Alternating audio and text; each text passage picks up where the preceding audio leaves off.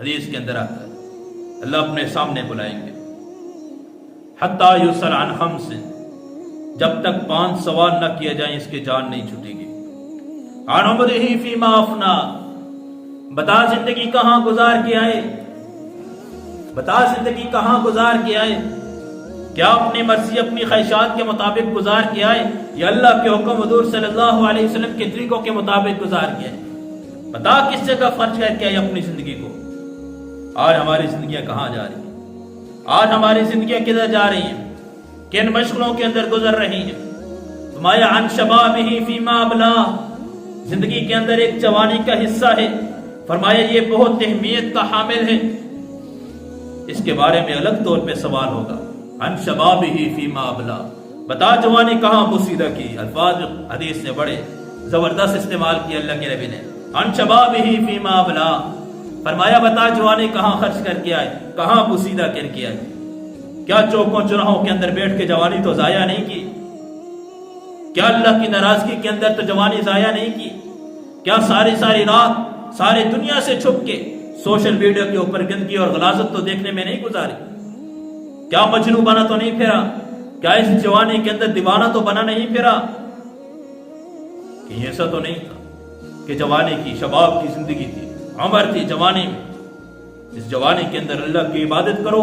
فرمایا کہ 7 آدمی ہیں جن کو اللہ عرش کے سایہ نصیب فرمائیں گے۔ اللہ کے نبی نے دوسرے نمبر میں بتایا وہ جوان جو جوانی میں اللہ کی عبادت کرنے والا، وہ بھی قیامت کے دن اللہ کے عرش کے سائے کے نیچے ہوگا، اللہ اس کو بھی اپنے عرش کا سایہ نصیب فرمائے۔ جوانی کے اندر کتنا خوش قسمت ہوگا وہ نوجوان جب اللہ پوچھیں گے عن شبابہ فیما ابلا، بتا نوجوان جوانی کہاں بوسیدہ کی، وہ کہے گا ربا تیرے سامنے سجدے میں گزار دی، یہ اللہ سجدے میں نے جوانی جو تیرے سامنے سجدے میں گزاری، جوانی تیرے سامنے قیام میں گزاری، جوانی میرے رکوع کے اندر گزری، عبادات کے اندر گزری، تیرے راستوں میں گزری، لوگوں کے ساتھ ہمدردی کرتے ہوئے گزری، اللہ کے راستے میں خرچ کرتے ہوئے گزری، اللہ کے راستے میں جاتے ہوئے گزری، یہ اللہ تیری اطاعت میں گزری۔ کتنا بدبخت ہوگا جو یہ سوال سن کے اس کے گناہ سامنے آئیں گے، سارے لسٹ سامنے آ جائے گی گناہوں کی۔ اقرأ کتابک کفا بنفسک اليوم علیک حسیبا،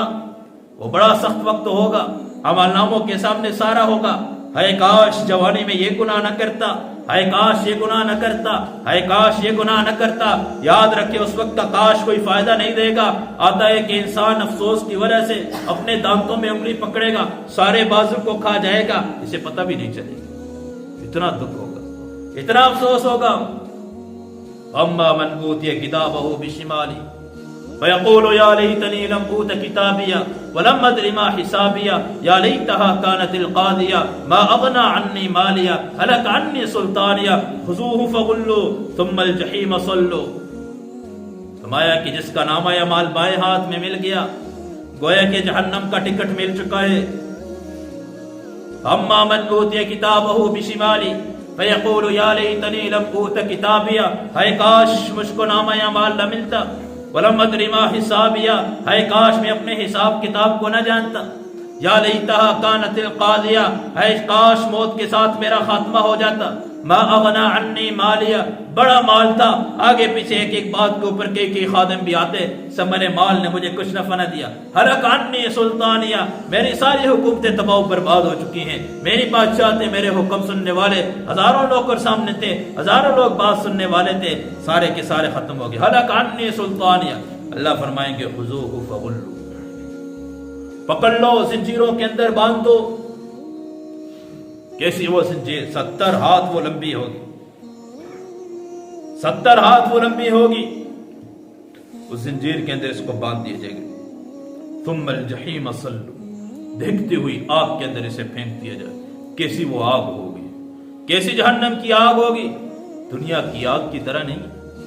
کبھی گناہ کا خیال آ جائے، گناہ کا تصور آ جائے، لالٹین کے اوپر کسی موم بتی کے اوپر اپنی انگلی پکڑ لینا اور اپنے نفس کو بتا دینا کہ اگر دنیا کی آگ برداشت نہیں کر سکتے تو وہ جہنم کی آگ تو کیسے برداشت کرے گا، جس آگ کے بارے میں فرمایا 1000 سال تک اس کو جلا جلا کے سفید کیا گیا، پھر 1000 جلا جلا کے وہ کالی ہو چکی ہے۔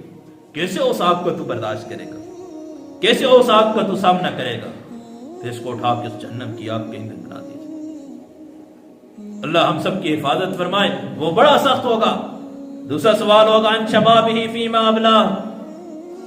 عن شبابہ فیما ابلا، بتا جوانی کہاں بوسیدہ کی۔ اور جو تیسرا سوال ہوگا عن مالہ من این اکتسبہ وفیما انفقہ، فرمایا کہ مال کہاں سے کمایا، مال کی آمدن کے راستے کیسے تھے، کیا جہاں سے مال نظر آیا آتا ہوا اس کو لے لیا، نہیں سوچا کہ قیامت کے دن میں نے اللہ کو جواب دینا ہے۔ ایک ملازم ہے، کھڑا ہے دکان کے اوپر، مالک موجود نہیں ہے، لیکن اس کی ملازمت کو مالک بھی نہیں دیکھ رہا، کیمرے کی آنکھ بھی اس کو نہیں ریکارڈ میں لا سکتی، ایک اللہ ہے جو دیکھ رہا ہے، اللہ دیکھ رہا ہے کیا کر رہا ہے، کیا سوچ میں چل رہا ہے اس کے۔ مالک کو دھوکہ دے سکتا ہے، دکاندار کو دھوکہ دے سکتا ہے، ایک مزدور ہے کام پہ لگا لیا، اگر مالک پاس نہیں، ڈھیلا ڈھیلا لگا ہوا ہے، مالک آ گیا تیز ہو گیا، پیچھے ہو کے بیٹھ گیا، سارے مال کی سارے دن کی محنت و مزدوری کا بیڑا غرق کر کے چھوڑ دیا، سارے مال کو حرام کر کے چھوڑ دیا۔ اس دن بھی درس کے اندر یہ بات آئی تھی کہ مال کے حرام ہونے کے ناپ تول کے اندر کمی کے موضوع پہ یہ بات آئی تھی۔ کہ شعیب علیہ السلام کی قوم کو اللہ رب العزت نے ماپ تول کے اندر کمی کی وجہ سے اس کے اندر کئی صورتیں بیان ہوئی تھی، اور ان میں یہ صورتیں بھی آئی تھی کہ ایک مزدور ہے، کوئی اس کو لے کے آیا ملازمت کے اوپر گھر کے اندر اپنے کام کاج کے لیے، کسی دکان کے اوپر یا کسی کام کے لیے بھی لے کر آیا، اور مالک کے اندر کہیں چلا گیا، پیچھے مزے سے بیٹھ گیا ہے، چائے کے بہانے کے اوپر جا کے گھنٹہ وقت ضائع کرنے والا، نماز کے بہانے پہ جا کے گھنٹہ لگا کے آنے والا، اب اسے معلوم نہیں میں سارے دن کی محنت کو ضائع کر رہا ہوں، اس کے علم میں یہ بات نہیں آ رہی۔ دکان پہ ملازمت کرنے والا معلوم ہے کہ مجھے مالک نہیں دیکھ رہا، کوئی نہیں دیکھ رہا، لیکن اللہ تو دیکھ رہا ہے۔ میں نے نکتسبہ، مال کہاں سے آیا، گھر کے اندر بچہ آیا، ہاتھ میں خوبانی ہے، ماں نے بھی نہ پوچھا، باپ نے بھی نہ پوچھا بیٹا کہاں سے آئی، چھلی لے کے بچہ گھر کے اندر داخل ہو گیا، ماں بھی بیٹھ کے کھا رہی ہے، بیٹا بھی باپ بھی ساتھ بیٹھ کے کھا رہا ہے، تو اس بچے کی کیا تربیت ہو رہی ہے؟ نہیں، اپنے بچوں پہ نگاہ رکھیں، اپنے بچوں کے جیب میں پیسوں کو دیکھیں کہاں سے وہ آتے ہیں، یہیں سے بچے کی تربیت خراب ہوتی ہے۔ مال ہی میں نہیں نکتسبہ، کہاں سے کمایا مال کی آمدن کے راستے کیا تھے؟ کیا صرف سوچ لیا کہ پیسے آئیں جہاں سے بھی آئیں؟ اور اگلا سوال جو تھا فیما انفقہ، خرچ کہاں کیا؟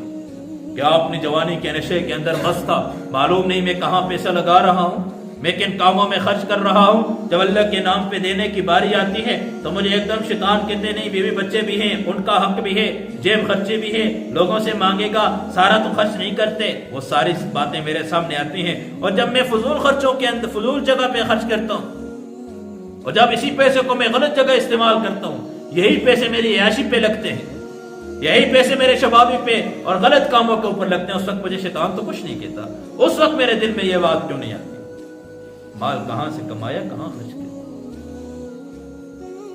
اور پانچواں سوال ہوگا فیما عملا، بتا جو اللہ نے علم عطا کیا ہے اس پہ کتنا عمل کیا، جو اللہ نے علم عطا کیا اس پہ کتنا عمل کیا؟ یہ صرف علماء سے سوال نہیں ہوگا، یہ دنیا کے ہر انسان سے سوال ہوگا، ہر انسان کو اپنے سامنے اللہ کھڑا کریں گے، بتا تجھے پتہ نہیں تھا کہ نکاحوں کی حفاظت کرنا ضروری ہے، شریعت کے اندر ہے نکاحوں کی حفاظت، بدنظری کرنا گناہ ہے، تجھے معلوم نہیں تھا، تیرے علم میں نہیں تھا، تو کیوں گناہ کرتا؟ تجھے معلوم نہیں تھا کہ گانا سننا گناہ ہے، تجھے معلوم نہیں تھا کہ جھوٹ بولنا گناہ ہے، تجھے معلوم نہیں تھا غیبت کرنا گناہ ہے، بہتان باندھنا گناہ ہے، تیرے علم میں یہ گناہ نہیں تھے کیا؟ پھر تو کیوں کرتا رہا؟ جب علم نہیں تھا پھر تو کیوں کرتا رہا؟ جب تک یہ 5 سوال نہ ہو جائیں، فرمایا کہ اس وقت تک زمین قدم ہی نہیں چھوڑے گی۔